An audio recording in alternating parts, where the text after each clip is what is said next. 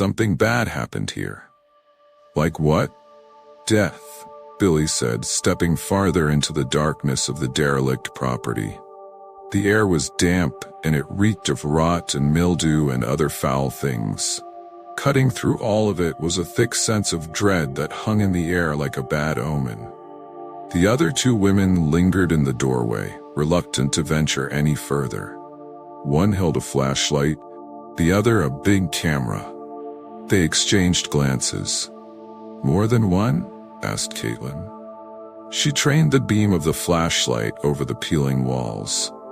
Billy strode into the center of the room, her shoes crunching over the grit on the floor. A lot more. At least one of them was a murder. Tammy adjusted the camera in her hand, jostling Caitlin for elbow room. "How do you know that, Billy?" "Because," Billy said, "the woman who died here just told me so." A shudder passed through the two women in the doorway. Caitlin, forever intrigued by anything spooky, said, "Where is she?" "On your left. Touching your hair." Caitlin screamed, and the flash on Tammy's camera popped, strobing the room in a white flare. The two women scrambled back into the hallway, alternately cursing and laughing. Billy Culpepper was swallowed by the darkness when her friends scampered away with their only flashlight. The absence of light didn't bother her, not these days anyway. It came with the territory, really, with this new vocation that she had accepted, but had never even wanted in the first place, seeing the dead. She wouldn't wish it on her worst enemy. She didn't need light to see the dead anyway. Her eyes were now open to the lost souls that were there, in both the bright sun of midday and the blind pitch of night. Even if she squeezed her eyes shut, the dead were still there. She did, however, need light to see where she was going. The last thing she wanted was to trip over the broken furniture and fall on something rusty and sharp. The abandoned house around them was a death trap. She shouldn't have come in the first place, even when Tammy and Caitlin insisted on exploring it on their own. Pulling her cell from her back pocket, she hit the flashlight app, but the beam was milky and weak. Billy looked up quickly when the dead woman drifted too close. She wore a drab smock, stained down the front with blood, and her skin was so white as to be almost translucent. Dark fluid dribbled from her mouth and her thin hand clawed the air, reaching for her. "Don't touch me," Billy said. The pale woman stopped, her hand recoiling as if she had touched something hot. Billy never liked looking into the eyes of the dead, but sometimes it was necessary to get their full attention. This woman's eyes were cloudy and colorless, like that of a dead fish left too long in the sun. "What happened to you?" The dead woman's mouth puckered, but she said nothing. That in itself was unusual. When Billy opened herself up to the other side, the dead came running, eager to tell the sad tale of their demise. Their grievances, their unfair treatment, and their unresolved vengeance. The woman with the black blood dribbling off her chin remained silent. She scrutinized Billy with her milky eyes as if seeing something she did not understand. She lashed out again, fast this time, and plunged her hand through Billy's ribcage. Her touch was frigid, and Billy felt the woman's icicle fingers lock around her heart. The pain took her breath away. "Stop it," she snapped. Normally the dead could be pushed away when they became aggressive, but this one was strong. It took all Billy had to shove the dead woman away. The woman sneered at her with venomous eyes before withdrawing back into the darkness. "All right, you guys," Billy called after catching her breath. "You can come back. She's gone." Caitlin and Tammy wedged themselves back into the span of the doorway. "Are you sure?" Tammy said. "Yes."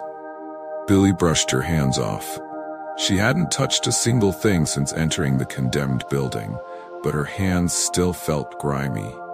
"Seen enough? Can we go now?" Caitlin swept the throw of the flashlight across the room just to make sure. Something dripped from the bubbled plaster of the ceiling. "We're just getting started." Billy sighed. "Make it fast then. I can't stay too long in here. It's making me ill." "What do you mean? You're gonna be sick?" Tammy asked. "It always makes me sick." Tammy fitted a higher-grade flash to her camera. "Okay, just a few more rooms, then we'll go." "Don't be a buzzkill," Caitlin moaned. "Aren't you having fun?" Billy frowned. "Chasing ghosts isn't a joke, Caitlin. It comes with a cost." "Geez, Louise." Caitlin passed the flashlight over the ceiling.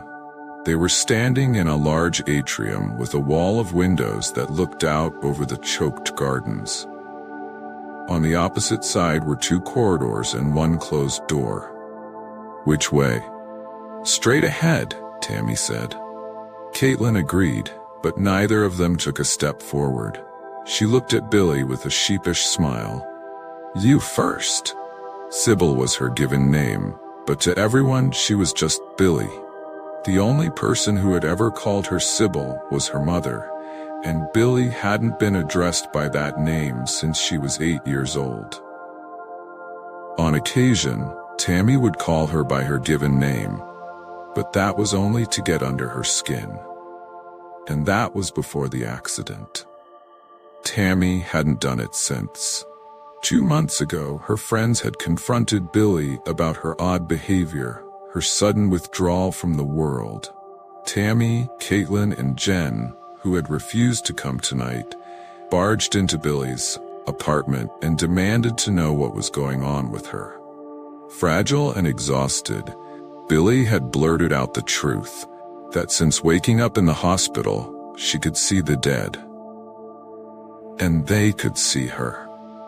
Conversation killer. The 3 women chalked it up to the delusion and stress, and for the most part they never spoke of it again. Billy didn't pursue it either, slowly coming back to the old routine and faking her way through being normal.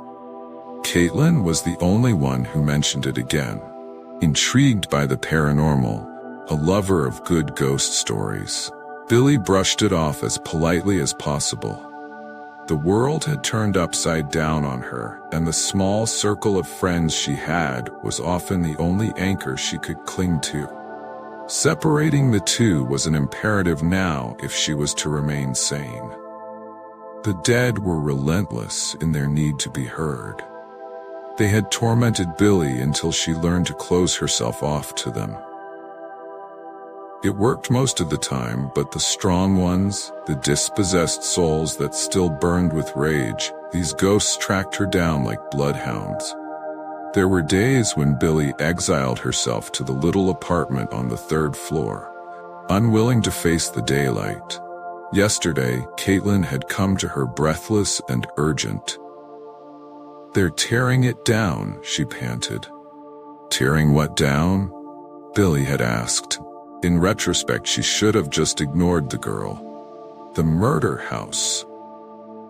"What house?" Caitlin grew impatient. "The old ruins up the mountain." There was no actual mountain. It was an escarpment that rose up on the southern flank of Hamilton, Ontario, adopted city to Billy and her small cadre of friends. Steeltown. The Hammer. An industrial giant that had rusted up and seized sometime in the late 70s before being beaten black and blue by recessions, shifting economic powers and corporate takeovers that slaughtered the pensions of its former workers.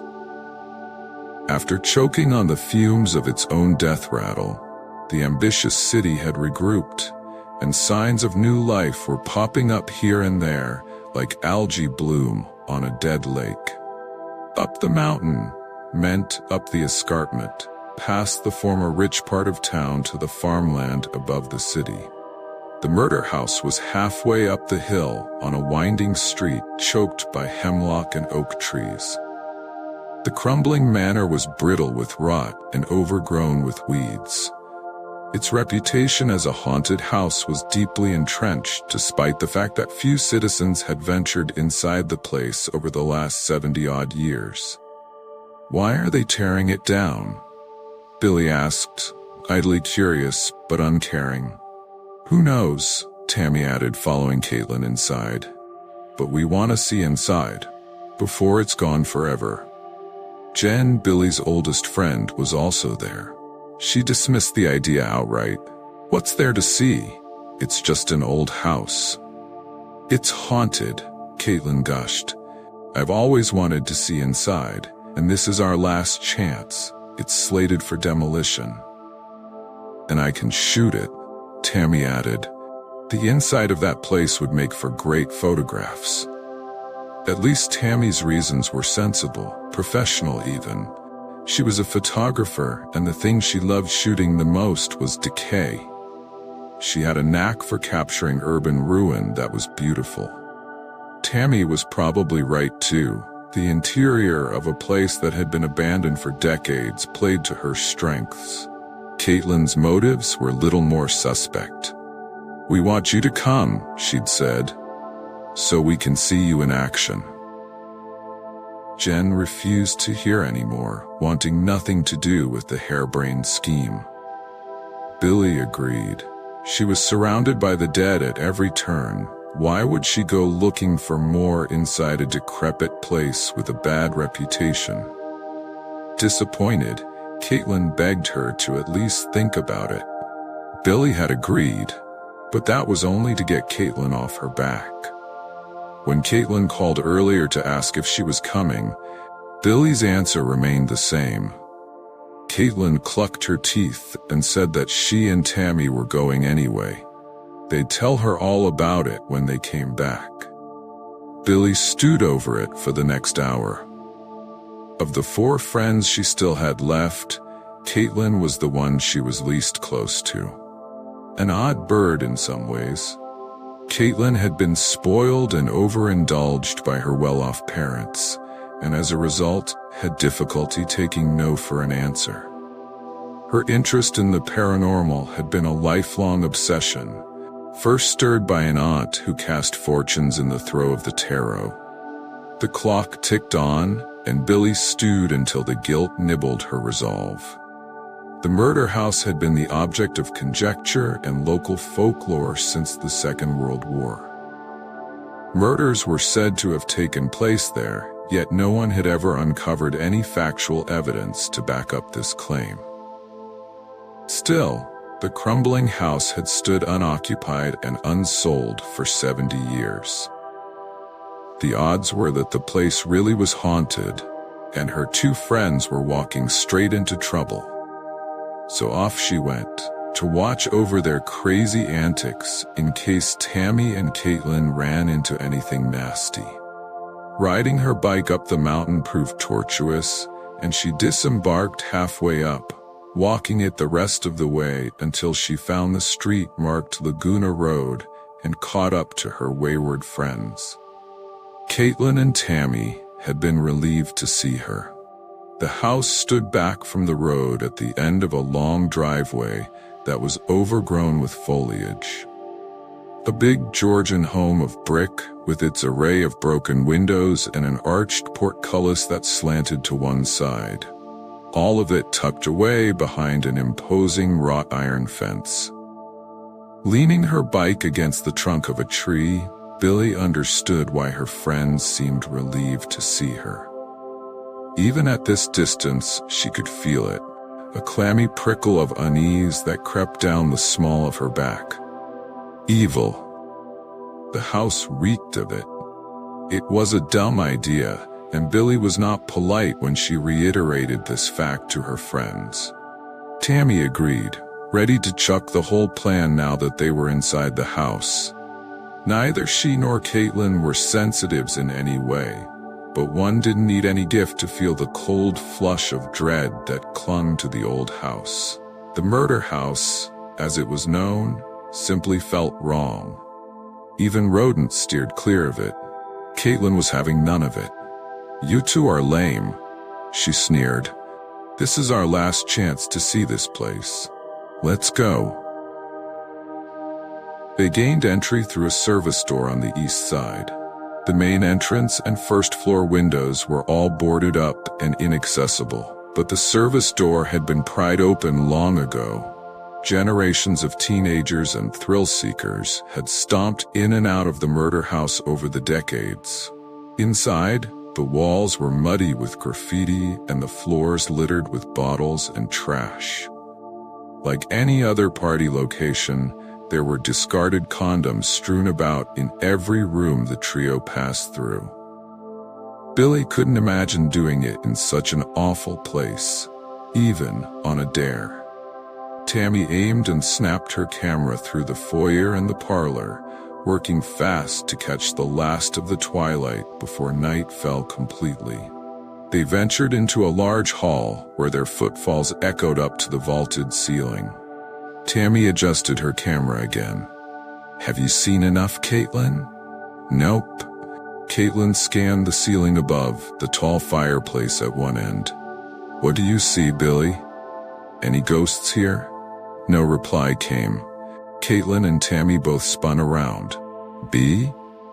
Billy was doubled over, clutching her side as if she had just cramped up after a long run. "They're everywhere." She hushed.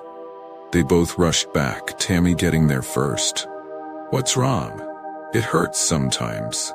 Billy straightened up and blew her bangs from her eyes. "Being this close to them?" Caitlin startled. "Ghosts?" Billy nodded. She was uncomfortable revealing this much to her friends. They still thought of her as normal, sort of. "Are we done here? We should go." Tammy fired a harsh look at Caitlin before turning back to Billy. "Are you okay?" "Yeah. Just take a step back. I might hurl." Caitlin watched her friend with dished eyes, entranced by the hint of something beyond her ken. "What do you see?"